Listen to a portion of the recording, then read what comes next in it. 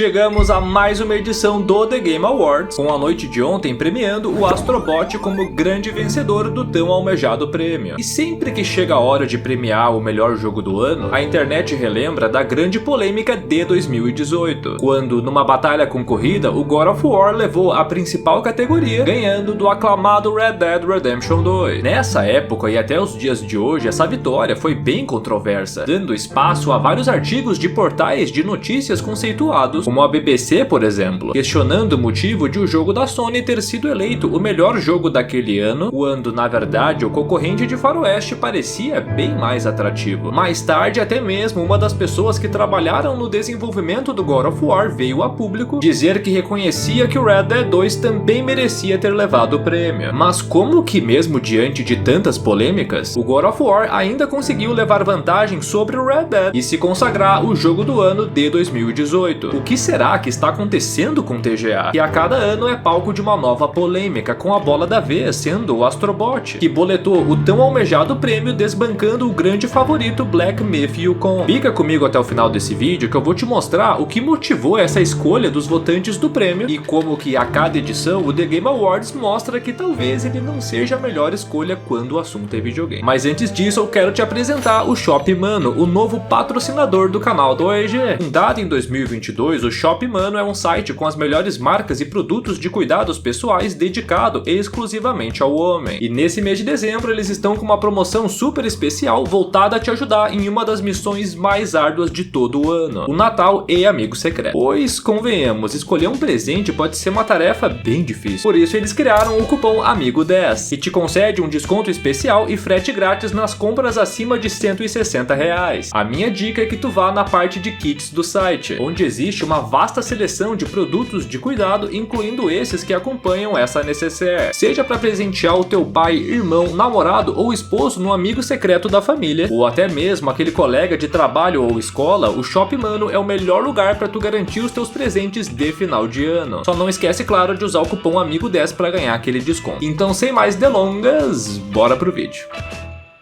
Apesar de serem bem mais recentes se comparadas às de outras áreas, como o cinema ou a música, as premiações de jogos já existem há pelo menos 50 anos. No entanto, elas ganharam essa forma mais midiática apenas a partir de 1994, quando aconteceu o primeiro prêmio de games televisionado, sendo ele o Cybermania 94 The Ultimate Gamer Awards, que foi um grande fracasso e nem passou da primeira edição. Na época, ele foi muito criticado por exagerar no tom de humor, o que acabou tirando a credibilidade do evento. Apesar dos apesares, o Cybermania teve sim a sua importância. Uma sementinha foi plantada em Geoff Keighley, o criador do The Game Awards. O jovem, que tinha apenas 14 anos naquele ano, foi contratado para trabalhar como auxiliar na escrita do roteiro da premiação. Quase 10 anos mais tarde, a ideia de ter um prêmio na TV para celebrar a indústria dos games retornou, desta vez pelo nome de Video Game Awards, e sendo transmitido pela Spike TV, uma emissora do grupo Paramount. Nesse espaço de tempo, Geoff começou a estudar na Universidade do Sul da Califórnia e criou seu próprio site de análise de jogos, depois sendo contratado para fazer o mesmo, mas em veículos de prestígio, entre eles o Entertainment Weekly e a revista Time. Como Keighley já tinha uma experiência na área das transmissões por ter participado do Cybermania, ele foi chamado para trabalhar nessa nova empreitada da Spike TV, e ficou por uma década ajudando na produção do evento, até que chegamos em 2013. E aqui, Geoff estava um pouco descontente com os rumos que a premiação estava tomando, e, por decisão própria, decidiu deixar o cargo que ocupava. Coincidentemente, essa seria a última edição do Video Game Awards. Isto porque, no ano seguinte, o jornalista tomaria as rédeas e criaria a sua própria premiação. Em 2014, então surge o que viríamos a conhecer como The Game Awards, com um investimento de $1 milhão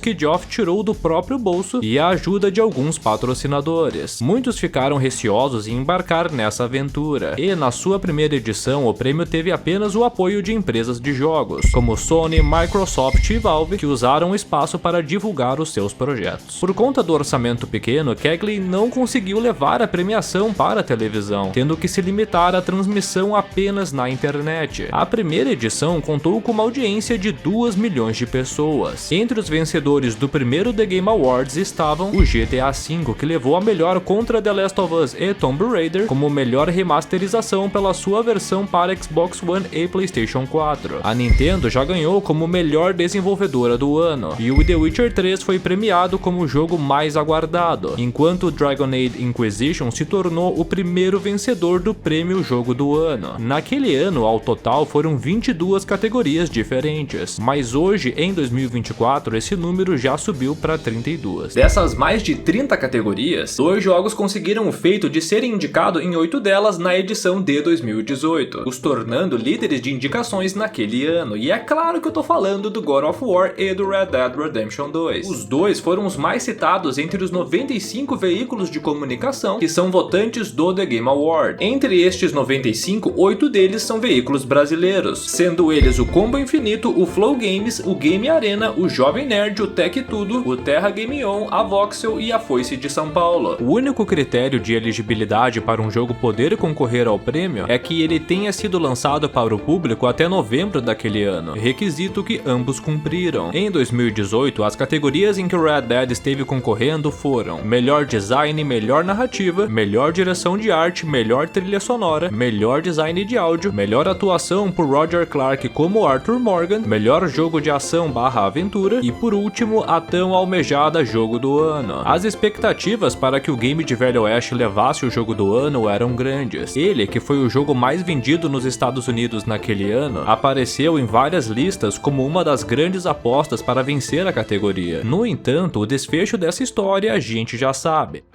And the Game Award for Game of the Year goes to God of War.